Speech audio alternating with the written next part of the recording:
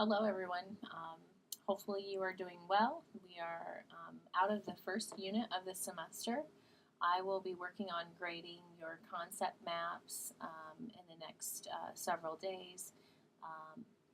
But I just wanted to let everybody know that you're doing a great job with the class. And again, I congratulate all of you on your hard work at this point in the semester. So we are halfway through our first 8-week session for this course.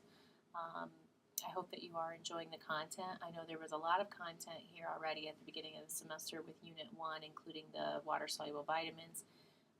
That certainly is a heavy area, so you should feel good already knowing that we've passed through that block. We will be focusing the second half of this 8-week session then on the fat-soluble vitamins A, D, E, and K, and our first vitamin this week is vitamin K. I have provided some supplementary articles on the Canvas page, so feel free to take a look at those. And then I also posted the lecture notes, which you will see that the lecture is very brief. It's only, I think, 12 or 13 slides for this week because we only have one vitamin that we're covering. This is a good week to really work on your project. I did do this intentionally to give you, really at this midway point, a lighter workload this week in terms of content. Certainly you still have your discussion and your synthesis that you will be posting this week, but there should be some additional time for you to work on your systematic review. So at the end of the lecture today, I will talk more about the systematic review. For those of you who submitted a peer review draft, you should be able to see those comments now also online. And thank you to the students who provided peer review feedback to one another. I hope you found that to be helpful. If students would be interested in another opportunity for peer review, I would be open to that. This was the only time I had scheduled it, but certainly if you feel like that would be beneficial, we could always create another link and another opportunity before your submission date for the end of this unit, or this semester, sorry.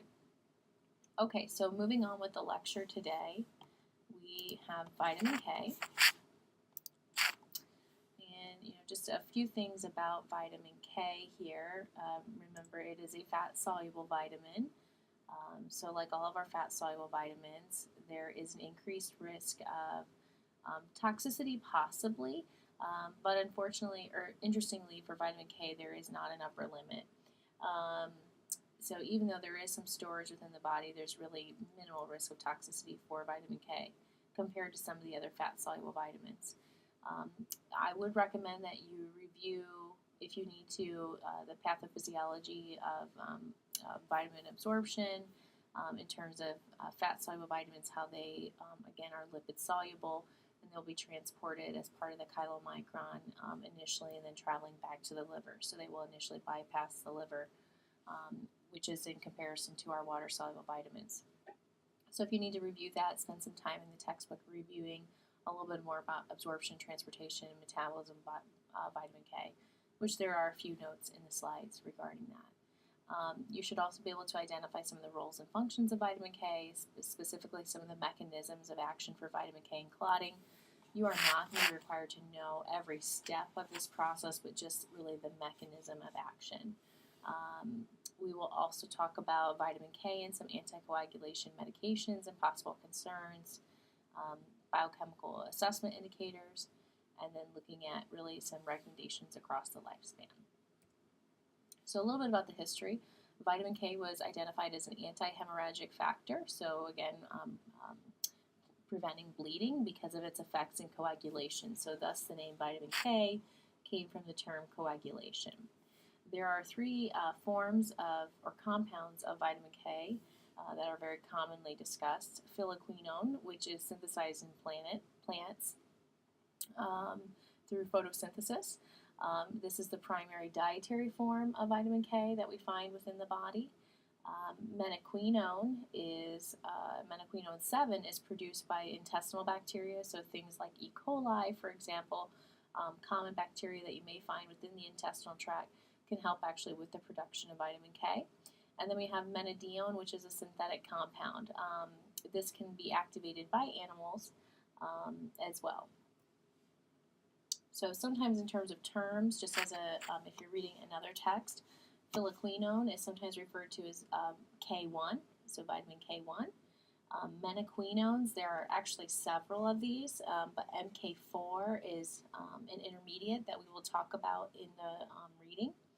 And then MK would be, the MK negative would be, again, your reduced form of that. So looking at absorption, transportation, metabolism, just pulled out some important notes here. There are some differences in absorption based on the form of vitamin K that we are dealing with. So if we're looking at dietary forms of vitamin K from plant-based foods, these will be generally taken into the enterocytes through the small intestine, and this occurs primarily in the duodenum and the jejunum. And then menaquinones and menadenone will actually cross the wall of the intestine through passive diffusion, and this is usually occurring at the distal end of the small intestine, the colon.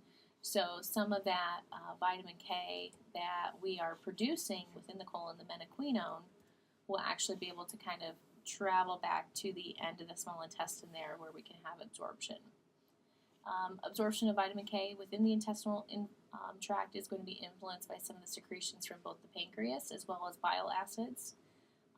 Vitamin K, once it has been absorbed, it'll be incorporated into the chylomicron, so your lipoprotein carrier, that will then enter the lymphatic system and then eventually systemic circulation. That chylomicron remnant, when it returns back to the liver, vitamin K will enter the liver cells, where it can then be metabolized and later incorporated with VLDL for transportation and delivery to the body. Generally looking at turnover, while there is some vitamin K, again, found in the intestinal tract, we do also find a very small amount of vitamin K in the liver. However, it's not a primary source of vitamin K that's derived from the diet, so phylloquinone, very little would be found in the liver. It has a high rate of turnover. Or menaquinone, again, this is what's produced within the intestinal tract. That turnover is much slower within the liver, so that does provide us with some additional source. But we do also find some vitamin K stored within the adipose tissue, fat tissue.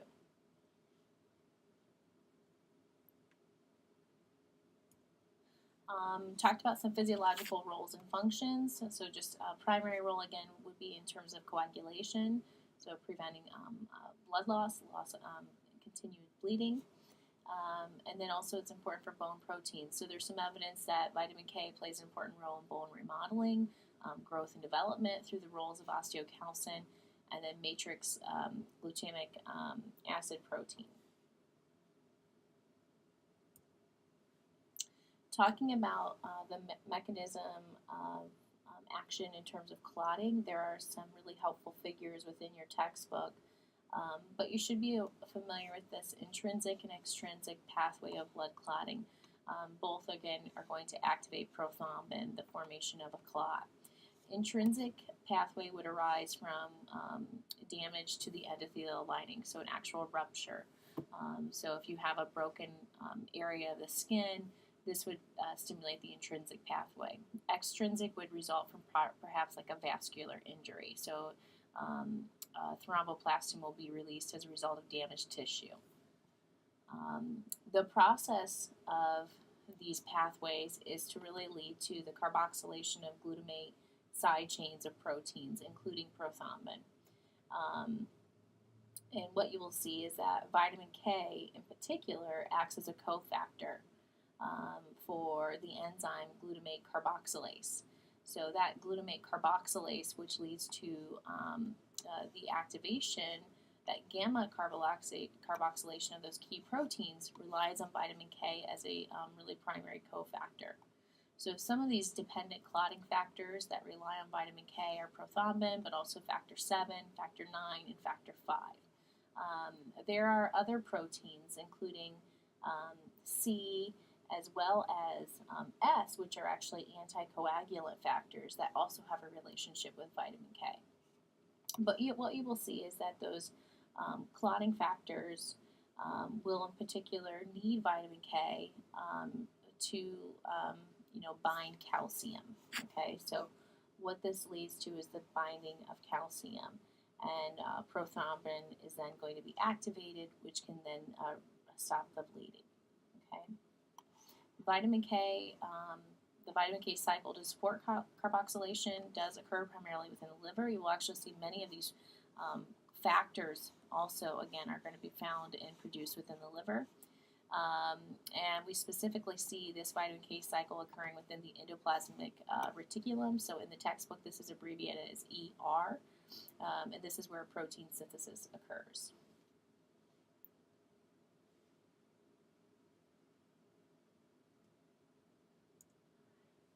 In terms of antagonism of vitamin K, dicomerol, which was actually isolated from clover that had been moldy, was found to actually cause hemorrhagic disease in cattle in the Midwest. And this led to then the first anticoagulant medication that was used clinically, which later synthetic, more safer options have been developed, including warfarin or Coumadin. So warfarin is an antagonist of vitamin K, but through an indirect pathway. So it does not inhibit gamma carboxylase, but it instead inhibits VKOR, which is vitamin K2,3 epoxide reductase. Okay, now this is an important thing to keep in mind. Okay, when you inhibit that vitamin K epoxide reductase, you are not going to be able to generate the reduced form of vitamin K, vitamin K2, KH2, which is actually the cofactor that is needed for that gamma carboxylation within the endoplasmic reticulum. So if we're inhibiting the carboxylation, we are indirectly, again, influencing vitamin K in terms of its properties for coagulation. So that's probably an important enzyme to just, again, be familiar with for this process in terms of, how anticoagulant medication may work.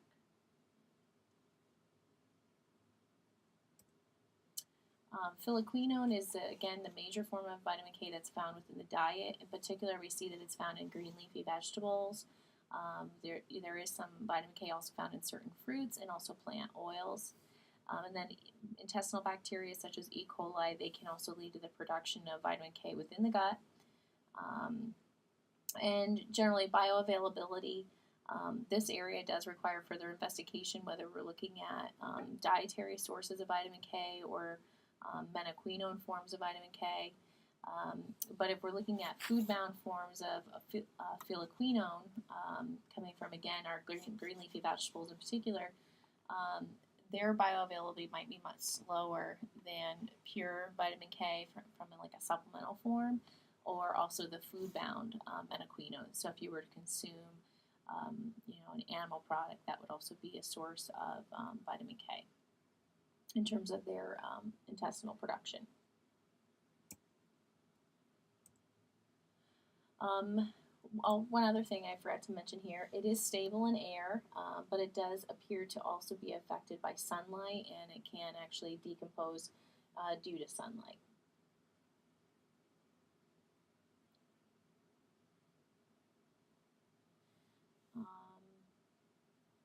One thing you will commonly run into that I should probably mention is that if you have somebody who is taking an anticoagulant medication such as warfarin or Coumadin, remember these are going to inhibit the action of vitamin K. So when you have people who are consuming a large amount of vitamin K in their diet, this can actually affect the efficacy of that anticoagulation medication that they're taking. So a lot of times you'll see people when they get a prescription for Coumadin or warfarin, they will regularly be monitored, and perhaps their INR will be monitored routinely to adjust their dose. So if somebody's diet can really vary with the amount of vitamin K that they're consuming, this can lead to regular adjustments in their medication, and this can create some concern. So generally what the recommendation would be to encourage people to have consistent vitamin K rich foods in their diet so that they're not seeing these drastic changes in their INR as a result of vitamin K.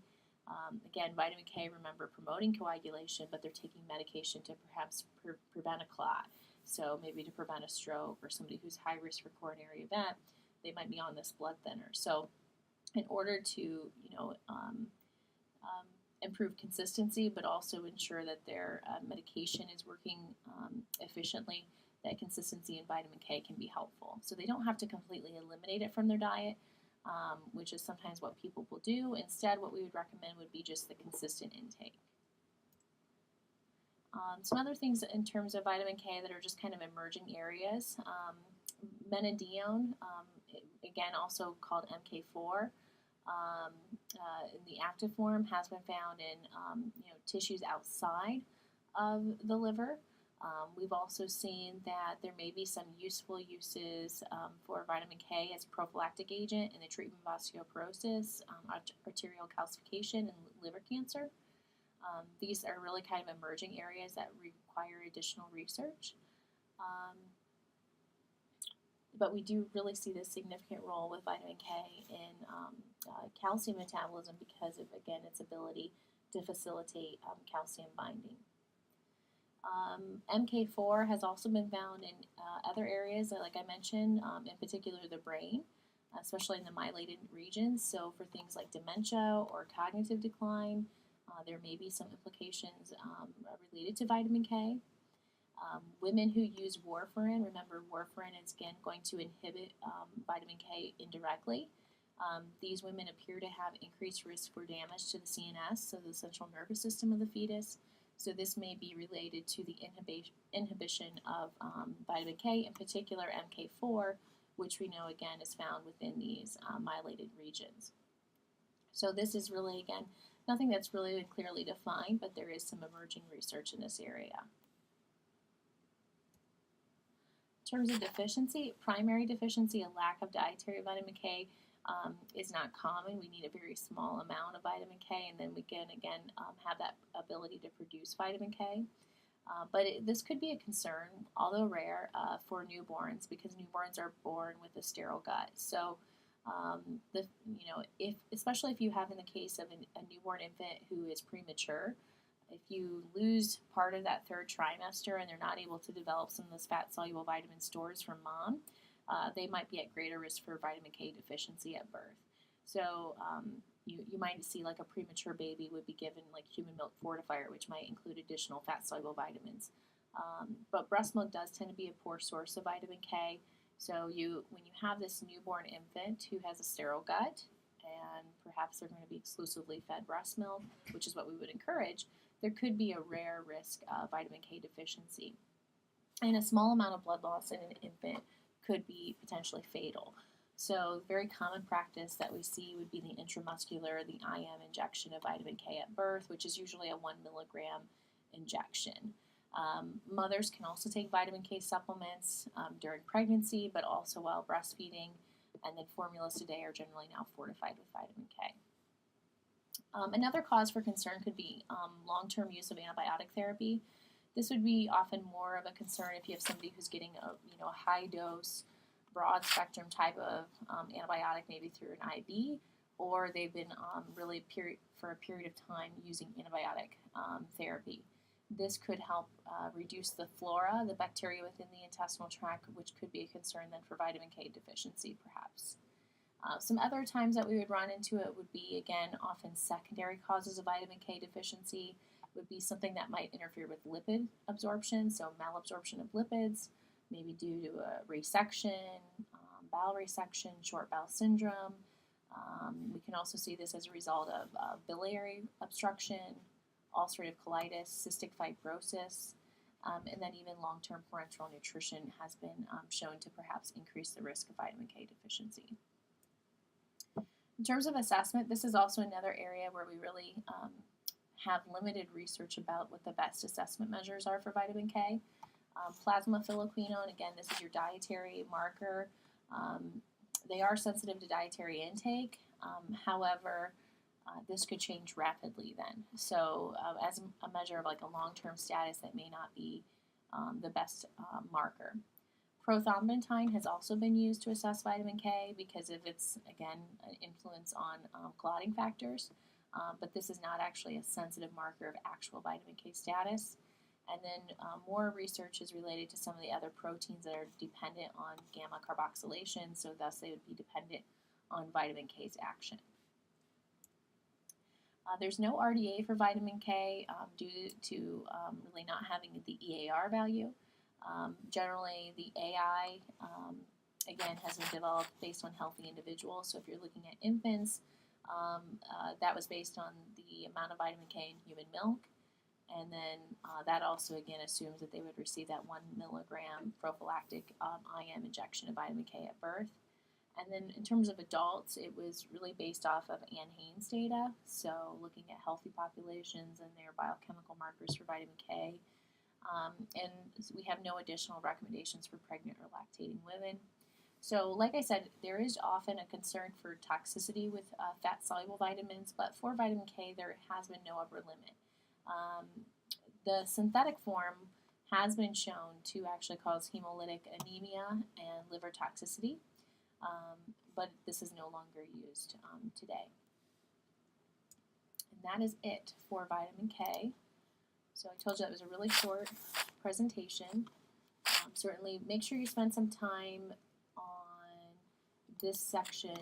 I tried to pull out the important items to be aware of, but I do want you to make sure that you really carefully review that reading. Okay?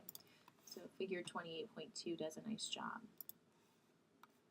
So I wanted to spend a few minutes on talking about the systematic review. And so I pulled up, you can pull up any type of systematic review.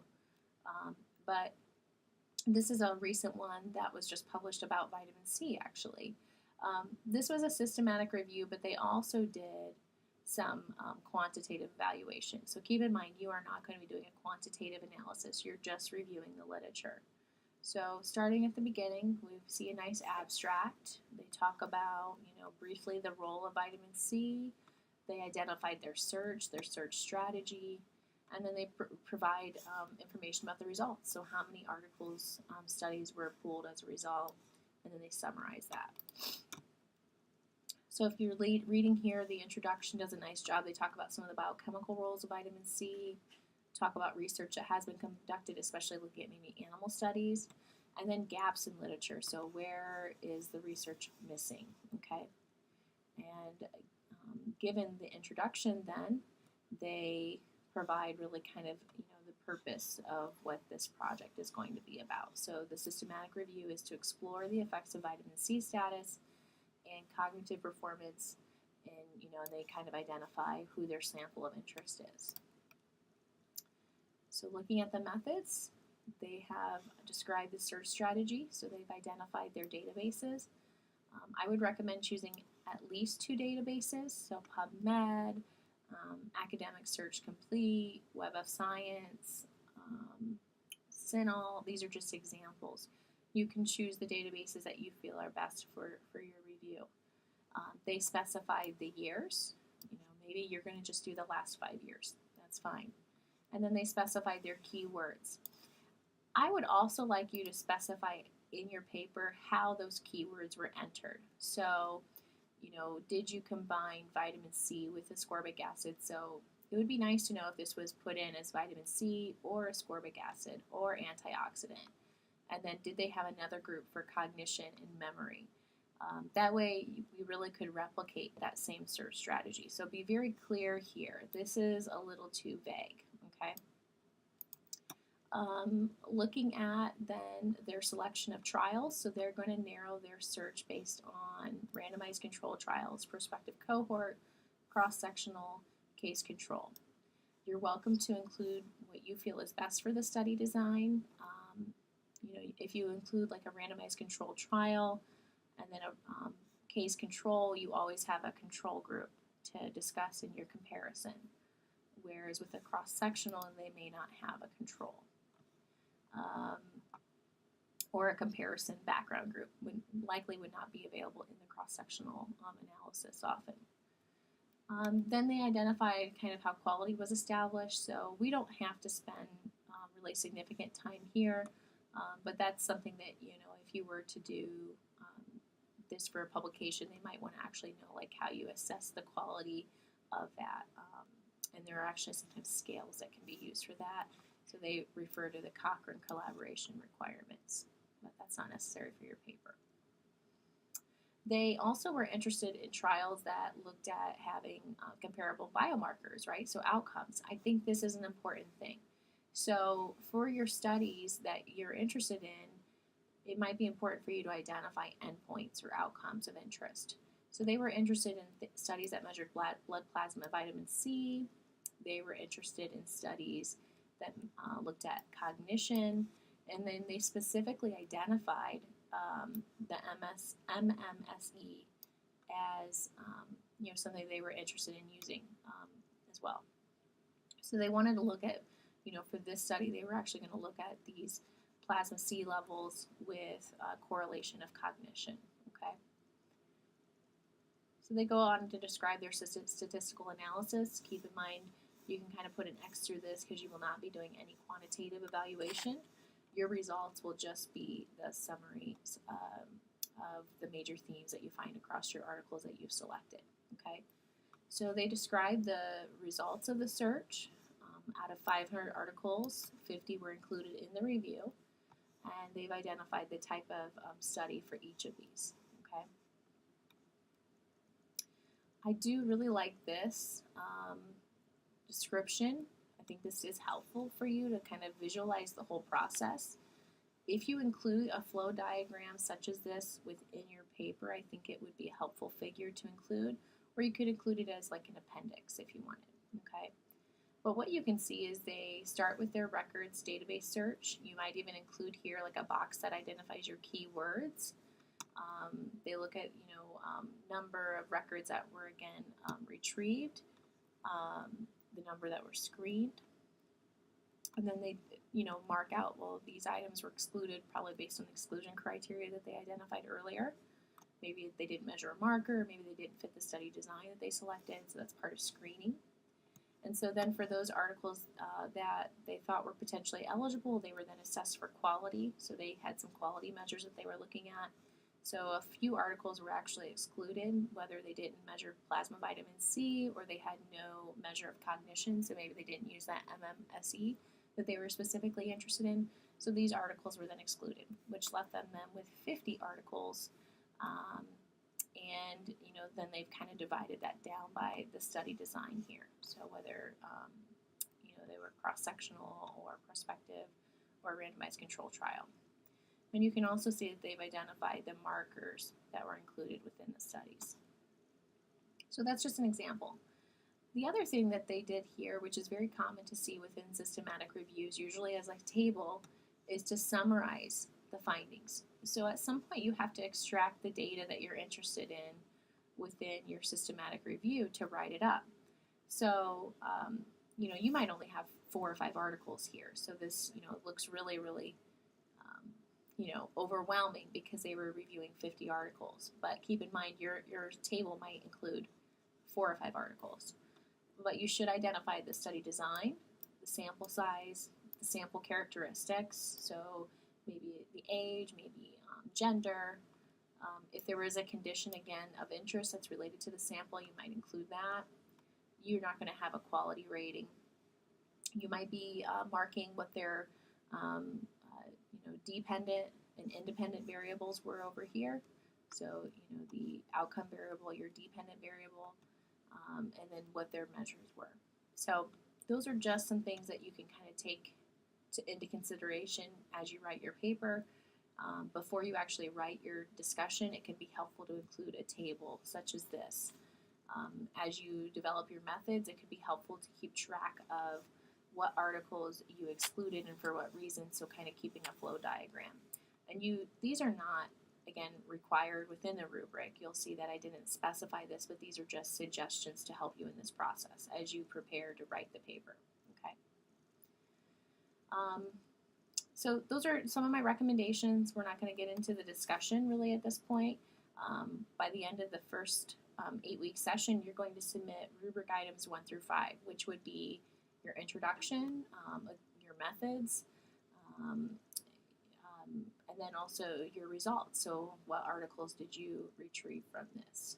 Okay, so you'll work on the discussion, again, building off of the results. If you have questions about the review, please let me know. And again, I hope you're doing well, and I will see you soon.